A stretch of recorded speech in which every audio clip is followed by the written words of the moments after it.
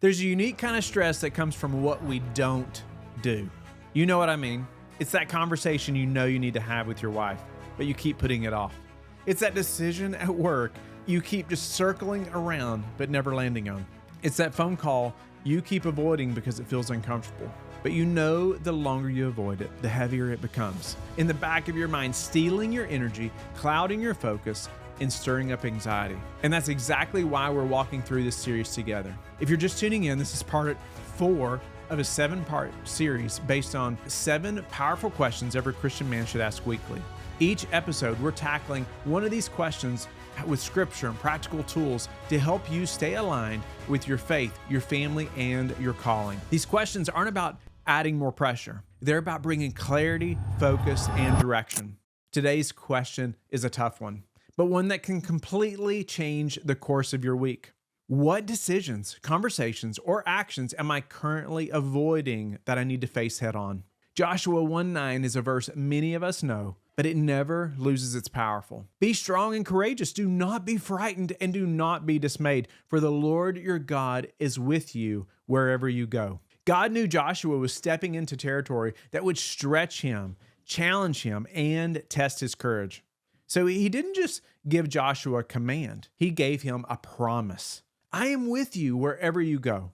The same applies to you. Whatever conversation you're avoiding, whatever decision you've been putting off, God is not asking you to face it on your own strength. He promises his presence will go with you. Avoidance always feels easier in the moment. When you avoid, the issue doesn't go away. It festers. Spiritually, avoidance pulls you away from integrity. You know what you should do, but you delay, and the gap creates unrest in your soul. Practically, avoidance multiplies stress. That hard financial decision doesn't disappear. It grows bigger the longer you wait.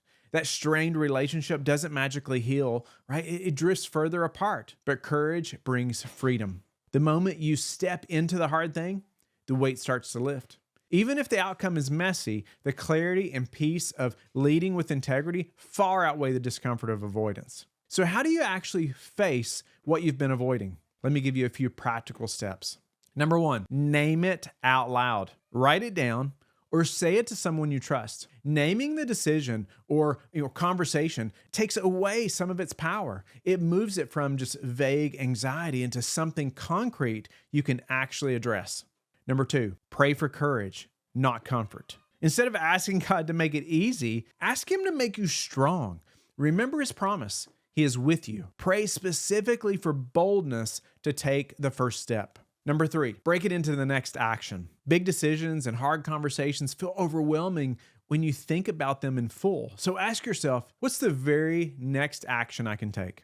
Maybe it's making a phone call. Maybe it's scheduling a meeting. Maybe it's just writing out what you want to say. Start small, but start. Number 4, reframe the fear. Most of us, avoid because we fear the outcome. But ask yourself, what's the cost if I keep avoiding this? Often the cost of delay is far greater than the discomfort of action. Shifting your perspective can give you the push you need. Number 5, trust God with the results. You're not responsible for every outcome. You're responsible for obedience. Do the right thing. Take the courageous step and trust God to work through it. So here's my challenge. Identify one thing you've been avoiding and take the first step this week. Don't let it hang over your head any longer. Whether it's a decision, a conversation, or action, bring it before God. Ask him for courage and then move. I promise you, you'll find the fear you've been carrying is often heavier than the actual step itself. And when you face it head on, you'll experience the freedom and peace that come from living with integrity.